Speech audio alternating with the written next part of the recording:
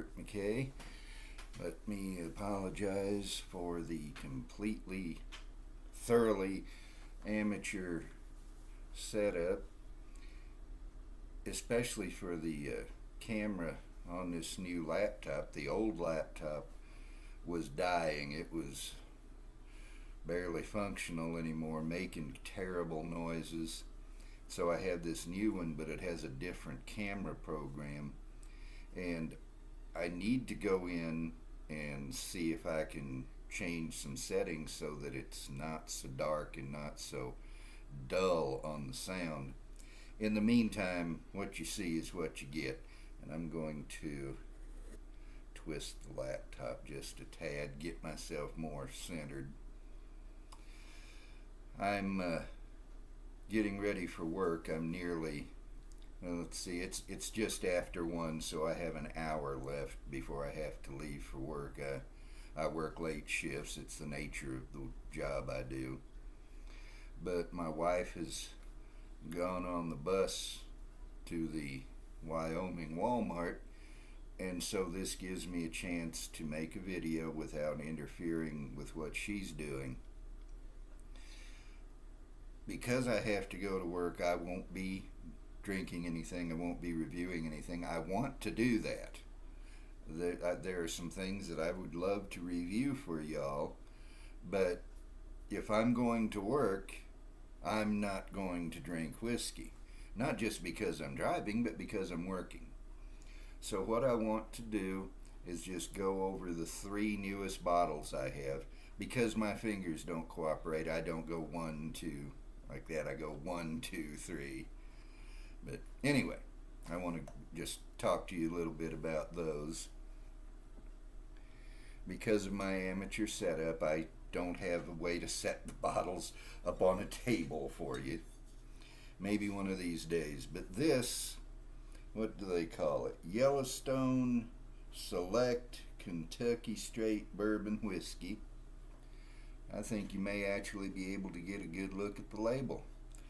I think I have some decent, not great, not necessarily good, but decent light. This comes from the Limestone Branch Distillery in Lebanon, Kentucky, or they may pronounce it Lebanon.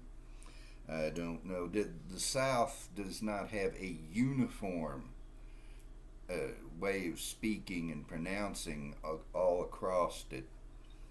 And I'm a Texan, I'm not from Kentucky. I've never been in Kentucky. But that distillery was founded, or at least one of the founders was Steve Beam. One of those beams. You go to Kentucky, you throw a rock, you're going to hit a beam. Although not all of them have the last name Beam. Booker no, Fred no, those are Beams too. They're from, that's the Jim Beam distillery where the No's are at. But so you would think that with a Beam running the distillery, being the master distiller at any rate, this would be good whiskey. I've had 1 glass of it, and it did not thrill me. I don't know that it's bad whiskey, but it certainly isn't up on the top. Now, it may open up by the time I have a second glass of it. It may have improved. Sometimes whiskey does that. And it may be that my palate was just off. That's why I don't review whiskey on the first glass anymore. Sometimes it'll open up and be better. Sometimes my palate will change. There's so many variables in dealing with whiskey. But so far, this is not anything I would highly recommend. In fact, as it tasted the 1 glass I had, I wouldn't recommend it at all. Next, we have one of my favorite brands, Bullet. This is the 10-year whiskey. Now, I haven't checked. I'll do that when I do an actual review. And you can go to distiller.com and you'll find my full-fledged, full-board reviews there. You just look for me, Robert McKay, MCKAY, and you'll be able to find me, because I can write a review without interfering with my wife's schedule and what she's doing. And I can't remember where I was going. But anyway, got bullet 10 year. Oh, I know what I was going to say. I haven't looked into it, so I don't know if this is their own juice or if it's still MGP juice, because when Bullet got started, before they built their own distillery and got their own whiskey, they were using MGP, and a lot of people do. Those folks in Indiana turn out some good stuff, and they turn out a lot of it.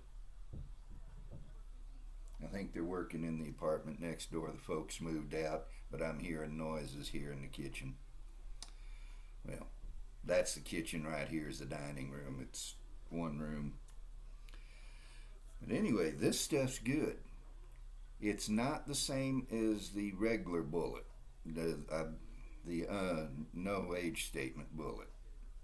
It's not the same as the Bullet barrel strength, which it is definitely stronger. This is 91.2 proof, and compared to the barrel strength, which is what I've been drinking from Bullet lately, this does seem a little thin, a little weak, but it tastes good. I've never had Bullet whiskey that I didn't like. Now, there may be some that I wouldn't. I've not tried their barley whiskey, what they insist on calling single malt, as though we're in Scotland. I've not had that. I've not had the bottled in bond, which I believe just come out, and by definition has to be their own juice. But this is good, and I don't think you can go wrong with Bullet bourbon. I don't think. As I say, I've not had all that they made. I haven't even had that bottled in bond, as I mentioned. Here, then, coming to the next bottle, and I got all these on the same day with, what was it, 28th of May at Total Wine. This is Rebel Distillers Collection. Distillers Collection. And, of course, Kentucky Straight Bourbon Whiskey. And Rebel comes from Lux Row, and I can't remember who bought Lux Row. I think it might be MGP. But this I got because I like the Rebel 100. Now, the first Rebel I ever had was the 80 proof, and I hated it. And let me rephrase that. I haven't had anything 80 proof except for Scottish and Irish whiskey in a good while now. I've found that I like my whiskey to be 90 proof or better. But that 80 proof Rebel was bad, and for a long time I didn't try Rebel again, and finally I tried the 100 and I liked that, and on the strength of that I got this, which is 113 proof. And I didn't realize it when I picked this up, but it's a single barrel. It's a Total Wine pick, and I've had mixed results on their store picks. The True Blue from Balcones, the corn whiskey that I had, was excellent, high class. But then, well, I'm not going to say everything from Balcones is high class. Their 100 proof rye I couldn't drink. But they had a store pick of Jack Daniel's single barrel proof, and I drank some of it, and it just seemed to get harsher and harsher, more chemically as it went on. But this is good. I like this. This is good whiskey. It's a wheated bourbon, and I think I've done a video. This is Whiskey for Beginners, so the bulk of the videos I've done are answering questions. What is whiskey? And you can go back and you can see all those. And they're even worse quality than this, a lot of them, because it took me a while to figure out how to make decent quality videos. Not even good, but decent. But I think I've done a video on wheated bourbon, but what the traditional bourbon recipe is corn in the majority, at least 51% by law to be bourbon. Then rye, which adds flavor, and then a little bit of sprouted barley, because that provides enzymes that help the yeast eat the sugar and make alcohol. In a wheated bourbon, the recipe is corn, wheat, and barley. And then there are also, by the way, 4-grain whiskeys, which have corn, rye, wheat, and barley, all 4. And Balcones bourbon is a 4-grain bourbon, high class stuff. But this is a wheated bourbon, so it's corn, wheat, and rye. And I'm not sure what my position is on wheated bourbons. I like Rebel, which is a wheated bourbon. I don't particularly care for Larceny, which is a wheated bourbon. Redemption wheated bourbon, at the beginning of the bottle I liked. By the end of it, I just didn't care for it so much.